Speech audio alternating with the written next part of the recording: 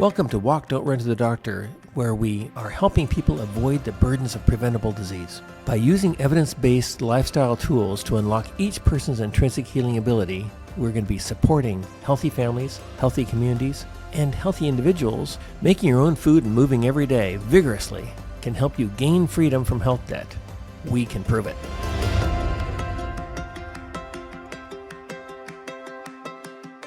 Right now, we're here with Diane Shiffer, who's our first guest ever on the podcast. So thanks for joining us, Diane. And she's an advanced physical therapist who brings a lot of wisdom in the area of how you use physical activity to age well.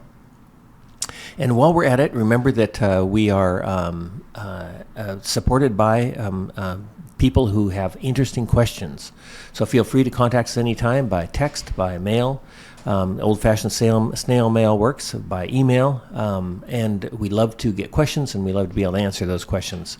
So feel free to contact us. So Diane is a certified manual physical therapist who has a large practice here in the Southwest Portland area. She's a business owner, a wife, a mother, an entrepreneur, and with a really unique physical therapy practice. And there's a lot of overlap between how my practice works in internal medicine and how hers works with physical therapy and helping people be healthier. So thank you, Diane. And can you tell us a little bit about your background, how you got here? Great. Well, I'll try not to go too far back, but I will go back to go forward. So as you said, I'm a physical therapist of multiple decades and love what I get to do every single day, interacting with people, coming alongside people, helping them figure out what they're doing. But by background, I grew up in a physical therapy family. My dad was a PT starting in the 50s when PT was a baby profession. And what I think inspired me to follow along in his footsteps is that he was a very encouraging and enthusiastic person, and wherever he went, there was joy, and there was change, and there was healing that happened with people. Even we saw people in terrible circumstances, and somehow that relationship and that encouragement made a big difference in people's lives. And so that was an inspiration for me about how I might like to spend my practice life. My brother also became a PT, so we jokingly say in our family it's a genetic weak link, and but we've all had great careers and enjoyed it. I grew up. But also, it tells us what a example your dad was. He was huge. Yeah, he was just one of those people that brought a lot of energy into the room and a lot of light, and yeah, just tremendous guy. Grew up as a competitive swimmer, so always valued being able to move. My dad had been a college athlete, and I grew up before Title IX, and there were not very many opportunities. Well, there were no opportunities for young women in sport, so he created a swim team at a little tiny swim and tennis club that we belonged to, and that was terrific for me. So from about age 6 through college, I swam competitively and grew up strong and really appreciating having a body that worked well. I have, through my adult life, continued to swim, really back into it quite a bit right now, which is fun, and multiple decades of not a lot of time to make that happen, but now that's a primary exercise mode for me. Love to hike and ski and yoga and weightlifting and all the things. So I've had a life of appreciating a body that functions well. And I'm aging, and I have little dings and nicks in the chassis now too that require extra attention or paying attention to something in a way that maybe I didn't have to a couple of decades ago. Diane, one of the things that you're really emphasizing is the value of physical activity and overall health, and we're going to get to that because I think both of us agree that this is a key factor in anti-aging. We'll talk about some of the mechanisms for that too. But would you be able to talk a little bit about what your actual practice is and how you put it together? Absolutely. So primarily my practice is orthopedic, and we do have a pretty robust program on pelvic wellness as well. I have a couple of physical therapists that is their primary practice area, both for male and female patients. But really, over the years, it has been, if it has a joint or it has a muscle or ligament or fascia attached, we're interested in helping people move better. About, I would say, 7 or 8 years ago, one of my PTs became very interested in teaching an applied version of yoga, and it's we call it alignment yoga. It's based on an Iyengar yoga that is a very deconstructed type of yoga, so it's just safe for all people. So we started adding that into what we did in the practice in our former location.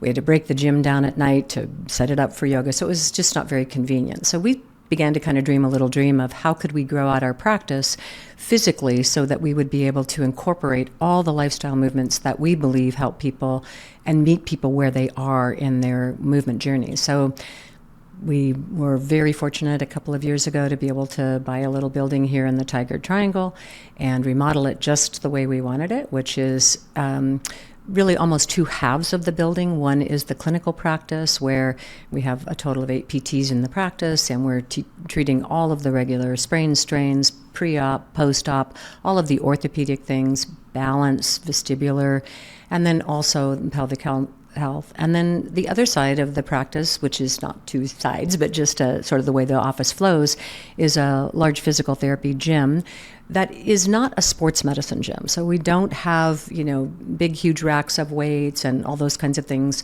We're really movement as related to large body movement, and a lot of our home exercise programs and the retraining we do with people based in yoga, Pilates, Tai Chi, eccentrics.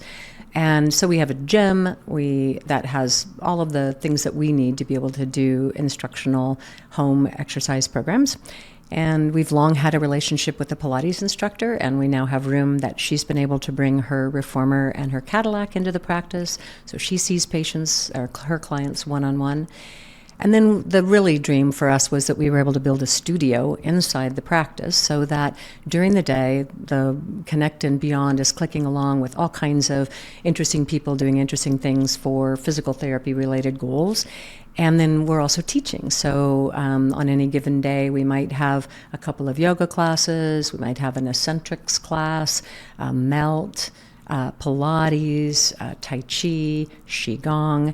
So we've really looked at curating lifestyle exercise and being able to integrate that into the practice. So that's the Connect was how we were branded for a long time as a just traditional physical therapy, orthopedic physical therapy practice. And then we've built out the Beyond side. So what do you do after the episode of care with your PT is done?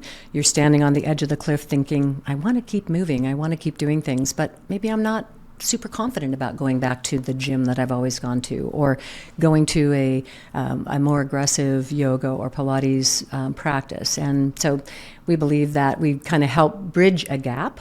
And we're working kind of with about 3 little descriptive phrases that you might intersect our lives in the repair part of your recovery or your journey, that it might be post-accident or post-surgery. So you come to repair. As the repair begins to wind up, we look at restoring function, making sure from the physical therapy perspective that all bones and joints move well, that your posture is intact, given any limitations you have. And then at the end of restore is that sort of cliff we talk about, is then what can you reimagine? You've always been a skier, you're a little nervous about that. Can we reimagine together that you'd be able to resume those maybe more demanding physical activities? So repair, restore, reimagine. Repair, restore, and reimagine. I like it. Now, in our practice, we often have patients exercise multiple times per day. Mm-hmm. So if I'm hearing you right, this would be a good thing for a patient to go down, get a sense of how they can safely do a lot of stuff at home as well. So they don't need to be in a gym all the time, in a studio all the time, but they can have confidence that what they do at home isn't going to do more harm than good. That's right. I mean, we're living in an era where there is an unending amount of information. You just open up Instagram or Facebook or YouTube, and there's 112 ways to fix your sticky left hip. And many of those things are excellent, and they're provided by people with deep expertise in physical therapy or personal training, or what have you. But what we find often is that we found this during COVID quite frequently, when there was a disruption in the medical model, that people would see something on Instagram and say, oh, that's the way, and try it when their hip couldn't support that activity, and they ended up getting hurt. And even today, we see that happen. Somebody comes in, well, I thought I would, there's a lot of things about, from couch to 5K, and which is great. It provides a training regime. But if you have an underlying difficulty in an extremity joint or a spine joint, it's great to come in, have somebody do, we do a functional screening exam as well as detailed biomechanical exams to help people understand you can safely do that, or, whoa, that's an exciting goal, but let's see if we can tune up your right knee so that that goal is achievable without hurting yourself in some other way, shape, or form. So we worked with Diana for about 30 years probably, and she's just been a huge help to our patients. And her sort of wisdom and expertise has had a big impact on how patients recover. And so that's kind of that long background with Diana, and being very comfortable with her expertise, with her ability to turn a patient's health around. And am I right that we go back about 30 years? We do go back about 30 years. Yeah, you came into our lives as treating a family member, and loved all of the lifestyle medicine recommendations. The first recommendation for my family member was never take this drug. It was always, have you tried honey and hot lemon water? And, or some other dietary. I think one of the first things you said to my family member was that not to eat white bread anything. And there was another famous quote that we throw around in our family, is that bagels are just white bread with an attitude, or something like that, when bagels were very much a part of the morning routine. So really dietary recommendations from you go way, way back, and just healthy lifestyle. So yeah, it goes way back. So we helped you with your diet, and you helped us with keeping people moving. So thank you. It's a good blend. So let's talk a little bit about anti-aging. Great. So we see a lot of people talking about anti-aging, and even people saying, hey, people should be living to 110 or 120 or 130 years, which hasn't happened for a long time.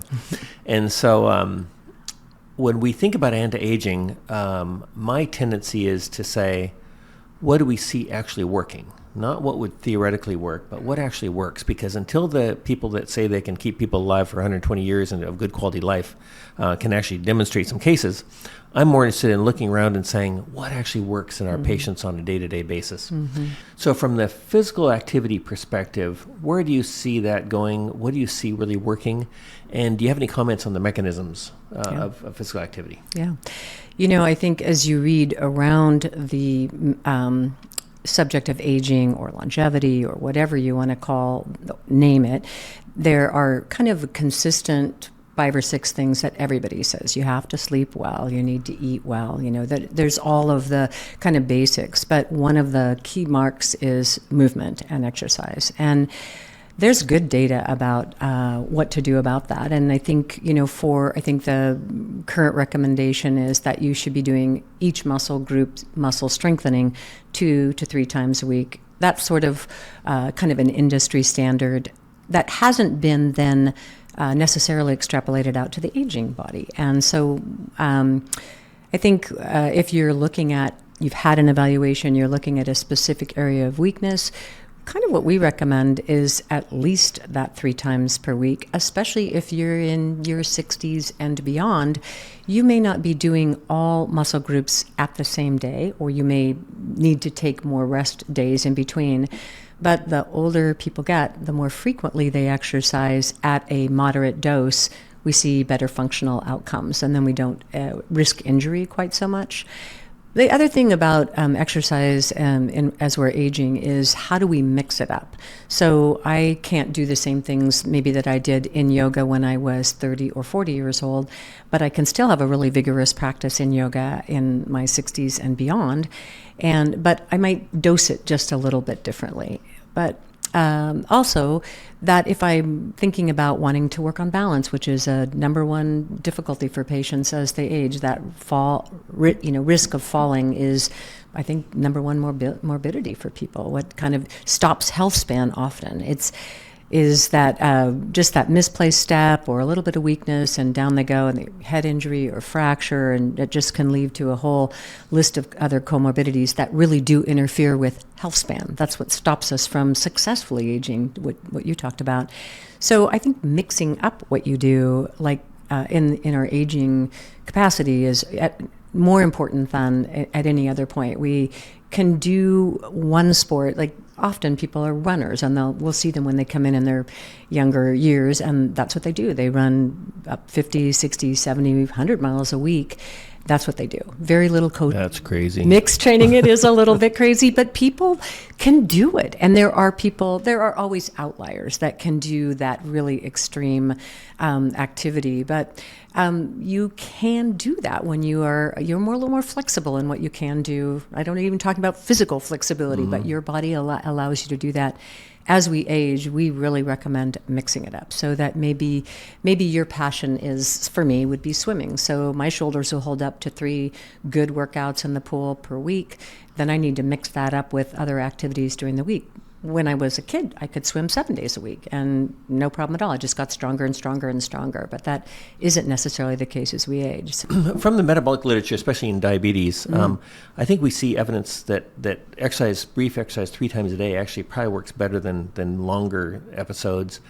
And I tend to do that not just because of potential metabolic benefits, but people have a harder time finding an excuse not to do something short.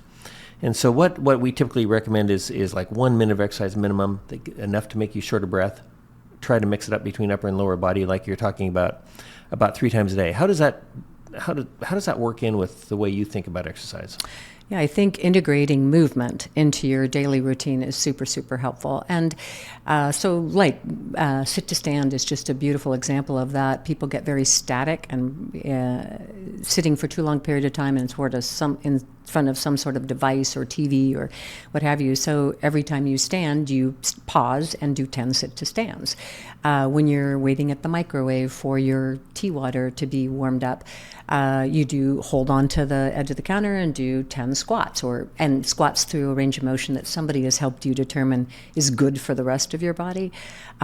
Standing, brushing your teeth, doing some heel raises. So definitely integrating movement into your daily routine is super helpful, and it really helps compliance too. It's hard for people that have not been exercisers over their life to say, I'm going to spend 45 minutes exercising, and in fact may not even be the most helpful, like you said, from a metabolic perspective, but also because it may make them more sore. They may get more of a muscle soreness from doing an extended period of activity if they're not used to doing that. So starting in particular, just do something. And plus, with the 45 minutes, they can look at their watch and say, I don't have time. Always. And if we say, start with 1 minute 3 times a day. Yeah. And you're going to be able to find time to do that. If you don't, you actually don't care about being healthy. Yeah, that's it. Which is kind of mean. Yeah, well, that's a good way to look at that too. And I think that what we tell patients is just do something. And we try. So when we're in a middle, if we go back to those R's, if you're in a repair cycle of your journey, you might be doing 10, you wouldn't start with 10 exercises, but over the course of a care, you might start with 2 and then build a home program that could be as many as 10 things that could take 45 minutes to do. But when we move into Restore and then Reimagine, I always try to carve down that discharge home exercise program to say 3 key nuggets, so it doesn't take the 45 minutes, and they can work it in. So maybe it is sit to stands, maybe it's a farmer's carry, and maybe it's single leg balance. All of those things can be integrated into daily routine, and then they're just applicable. It becomes part of an active lifestyle, not, this is boring physical therapy home exercise program, which we hear all the time. What about overtraining? So, especially in the atrial fibrillation literature, there's evidence that people who are big in time endurance athletes actually might have more problems such as atrial fibrillation, more coronary artery calcification, and that kind of thing, which is a huge relief to some of us who really don't want to work that hard.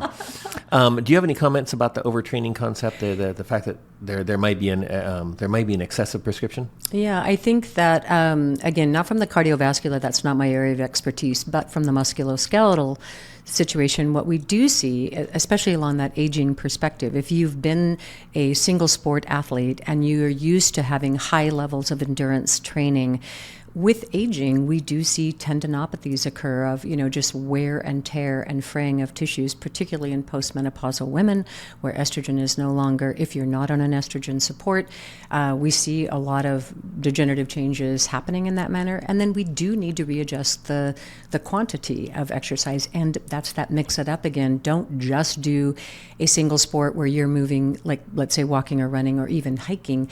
All your movement is occurring in this plane of motion. Let's mix that up. Let's add lateral and rotational movements so we're strengthening the whole as opposed to just wearing out one or two structures. But that my perspective is much more from the musculoskeletal and the cardiovascular. But we will see that more in people that have been lifelong exercisers. We really don't see that happening to people who in their fourth, fifth, well maybe fifth, sixth, seventh and beyond decades. It's just encouraging people to get up and move. Yeah, rarely do we see people over-exercising. And certainly I would be part of that. It's really for us more the encouraging of mix it up. Yeah. A little while back, you mentioned that you'd modified your swimming regimen because of shoulder discomfort. And how do you sort of suggest patients run into, because a lot of patients end up with shoulder surgery that we suspect wouldn't have been necessary if they had approached things right from the physical therapy perspective when they first started having shoulder symptoms. And we see this so commonly in older people, and it may not be the best surgery we do as a medical profession. So here you are, you're a swimmer, you get some shoulder pain. How did you approach it so that you wouldn't anticipate the need for shoulder surgery? Yeah, I saw a really good physical therapist who was super helpful to me. And my shoulders weren't irritated by swimming. I even wasn't swimming very regularly at that point, but boy, I lost a lot of function in both shoulders at the same time. I think coincidental to something else, another comorbidity at the moment. But I got a good evaluation. We determined what biomechanically was missing in my shoulders, and I really indeed had lost fundamental strength in some very specific muscle groups that stabilize the scapula. And so I went back to a very basic, just like any other physical therapy patient, and built up the strength and then resumed the functional activities. So I never really I actually had about 3 orthopedic appointments on the calendar and just kept pushing them out because I was able to recover with good independent exercise. That's not always the case. If a rotator cuff is worn out, or if there's an impingement in that shoulder for some other reason, we can do all of those repair movements and try to restore the function. And for some people, they'll come all the way back around to being able to have independent function. But for some people, the surgery is a necessary next step to be able to get all the function back that they're looking for. I think it's that partnership between both doing the pre-work, the orthopedists that we work with, often, and I mean almost always, will send somebody in for a course of 6 or 8 weeks of physical therapy prior to making a decision about any sort of surgical intervention. So not only is the patient tuned up and ready for surgery, but we've also discovered how far can we take them without having to have a surgical intervention. But I'm hoping that people, especially people listening to you now, will realize, you know what, when my shoulder first starts bothering me, I won't just take handfuls of ibuprofen or something. I'll mix it up, change my exercise routine, give a chance for it to repair, get physical therapy, professional help if I need it. But don't just assume that pain is part of aging, but say, you know what, pain is part of something that needs to be repaired, and how will I go about repairing it? And taking a bunch of painkillers is not the way to repair a joint. Right. Masking that pain is not a very good idea, but I think that really finding a partner to help you understand what is the mechanic. I think I agree with you that as people age, they just think there's an inevitability that, all my joints are going to ache. My grandmother had a funny joke about I get up with arthritis. There was this funny little thing about arthritis, bursitis, tendinitis. I think there's an assumption that as we age, we're going to have pain. And indeed, joints wear out. But I think partnering with someone that can help you really understand what is the mechanic that is happening in the moment, and is there something conservative we can do to make a change, or do we need to do something from either regenerative medicine, we could have a conversation about that as well, or surgical intervention too. Regenerative medicine might be a bridge too far today. Okay, I'm good with that.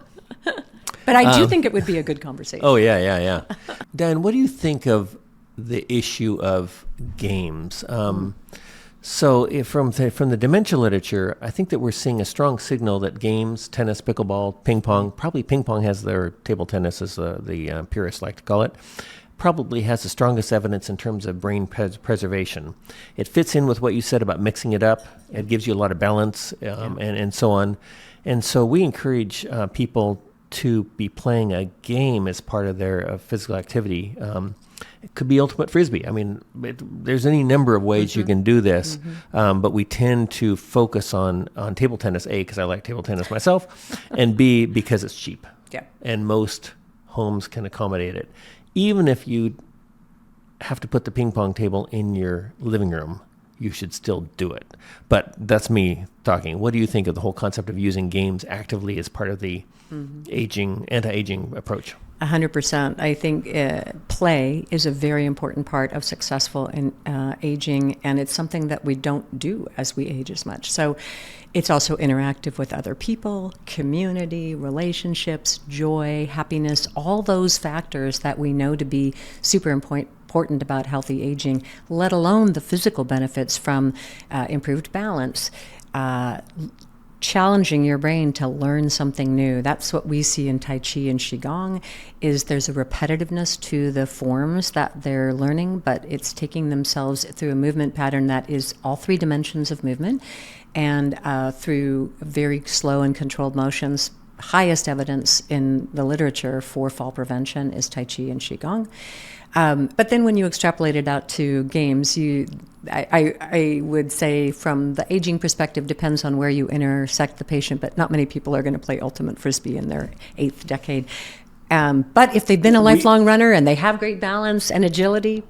And the thing is, if we start with people when they're in their 40s, and right. we'll get onto the subject of health span in just a second, but if we start with people in their 40s, or in 50s, and say, hey, you're aging whether you like it or not. 100%. You may not feel like you're aging yet, but you will be. And so you need to be taking up, I would argue that we should be saying to people, you need to be taking up a game now, even if it's ultimate frisbee. Not that I have a bias. Because the more you take it up now, unless it's a harmful game, the more you're going to be able to do it into your 60s and 70s and potentially 80s. True. Certainly the ping pong rooms are full of people who are much older. Yep. Ultimate frisbee, I agree, is a little bit more challenging, but in our group we have had 80-year-olds. That's awesome. Now, we take it easy on them. Well, I think that, that you build that repetitive motion memory, and our bodies definitely do have learned patterns of ways to move. So I think practicing now does encourage your ability to do that through your whole life. But then I think even adding new skills as we age, there's something, I won't be able to remember the name of it, there's a new cool kid toy out there about this repetitive, it's almost like it is a hand-eye thing about paddle and ball, and you're following a laser with a little head pointer. I don't know the name of the game, but I find that sort of an interesting thing. I'm probably going to order one for the office just to have it on hand as a way of encouraging people. It can be playful and it can be competitive. People are like, oh, I want to get 8 hits or 10. My son got 12. I want to beat him. And I think you and I both agree. You're a pickleball player as well. I'm a table tennis player. So we think that all these games are really good for you. How do you lead people into that and minimize injuries as part of that? Good point. I go back to our R's of repair, restore, and reimagine. So somewhere in that restore portion of an episode with a patient, you're going to look at agility, you're going to look at balance, reactive and static balance. There's a whole metric of things that we would want to look at to make sure people will be successful. Agility on a court is a thing, and I do think that's mostly where we see people in pickleball or overuse, to our earlier conversation, that haven't played something with a racket in their hand. Don't see that so much with ping pong. Less force, less full arm motion, but we definitely see that in some of the other racket sports, the overuse kinds of things. The biggest thing we see are falls and or ankle twists, and you mentioned Achilles tendonitis or tendinosis is not uncommon. It can be because pickleball is addictive and it's fun, and you're with a group of people, and there's laughter and there's joy and there's all those things that we look at as a combination or an equation of healthy aging. So I think just knowing that you are ready. Are your hips strong enough for you to run? Are your ankles flexible enough for you to cut and make movement on the courts? Or how do you how do you manage your expectations about the kind of pickleball player you're going to be? Try not to be so intense.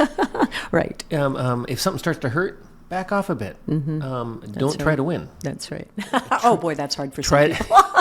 But try to have a good time. That's right. But realize that there is a risk. Every now and then, I don't know if anybody listening to this would share this thought, but every now and then we have somebody who comes in sort of accusing because we've encouraged their physical activity and they've broken an ankle. Mm-hmm.